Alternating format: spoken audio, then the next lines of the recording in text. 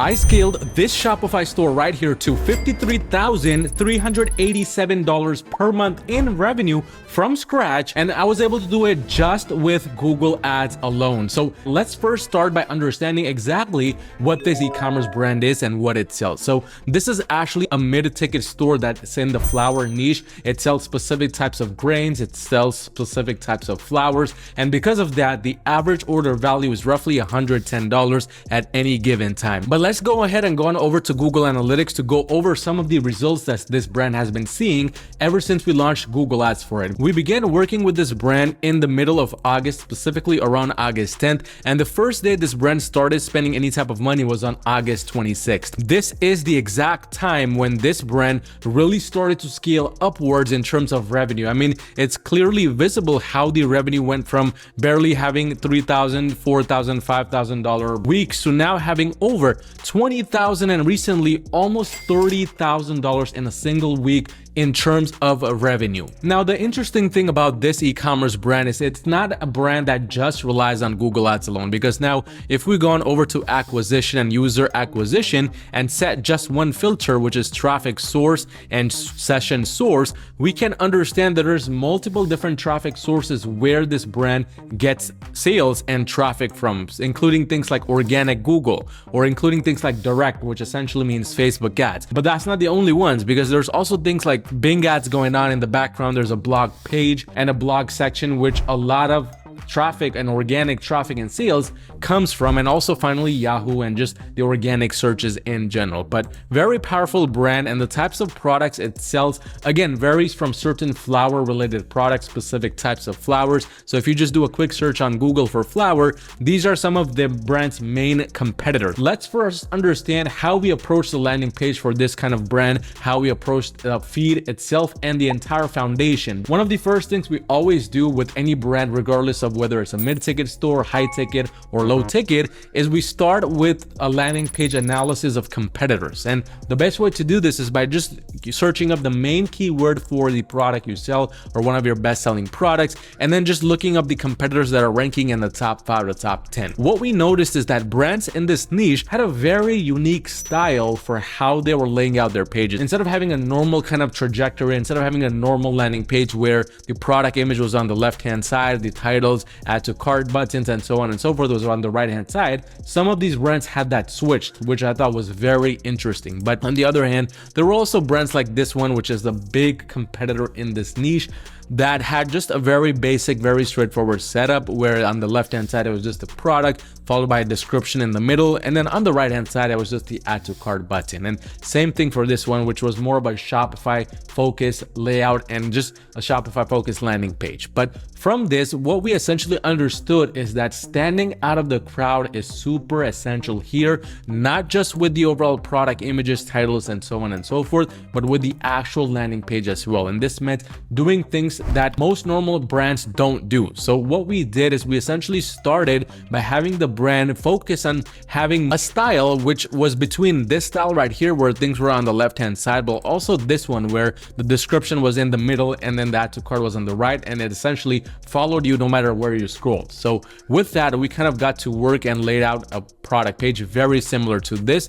And although I can't show the actual landing page of the brand we're working with for security reasons, we ended up doing something very similar to this, where again, there at the bottom, the description was right smack in the middle, everything was censored, and it was talking specifically about the flower, about the specific berries or fruits or anything that this brand was selling. And just what we did is we wanted to focus more on the color side of things, as well as making it easy for any customer to come onto this website to just click the add to cart button. Because from our analysis, what we understood is that more of the elder folks above 30, 40, 50, and 60 really purchase within this niche. So we wanted to keep it according to that audience. From there, essentially, we laid out something that was very simple, very straightforward. At the bottom, we laid out a nutrition facts section as well for the products we sold, so that any customer knew exactly what kind of product we were selling, what the nutritional facts about it was, etc.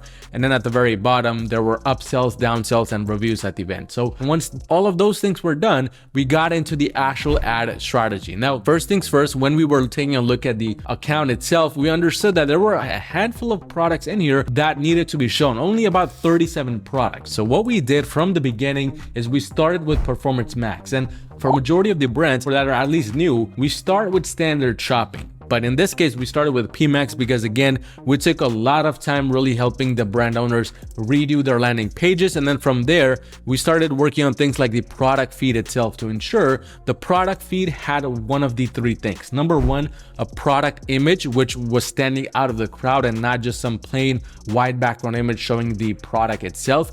Number two, a product title, which not only added a lot of SEO keywords and heavily searched words to the title, but also added a lot of perceived value. So things like organic, things like 100% whole grain or non-GMO. These were all organic words and just perceived value filling keywords, which helped add a lot more value to the product listing itself. But number three, we wanted to add more of the Google Merchant Center programs, reviews, etc., which made sense. And with that, we essentially went one by one and redid the entire product feed, because again, the lower number of products you have, the easier it is to go actually inside and fix things up. And recently, there have been more disapprovals coming up, and the G10 issue, that's just something that cannot be fixed for this brand. But from there, we knew that we wanted to take the PMax campaign approach right off the bat. Now, when we did that, what we knew is that there was no previous data within this account, and it would be kind of foolish to just go in with a random target ROAS set. So what happened, and this is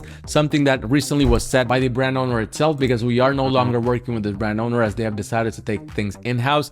But before this approach, before this 1000% that was set, we were running this PMax campaign with essentially no target ROAS set at all. And the main goal here, or the main strategic approach, was to just get as much data as possible fairly quickly. And that's essentially what started to happen right when we launched this. So we went with the 1-1-1 approach, which is one PMax campaign, one search campaign, which is in this case a dynamic search campaign, and then one branded search campaign. Very simple and straightforward approach. But right off the bat, we noticed that the results weren't just always high or weren't just coming as they should be.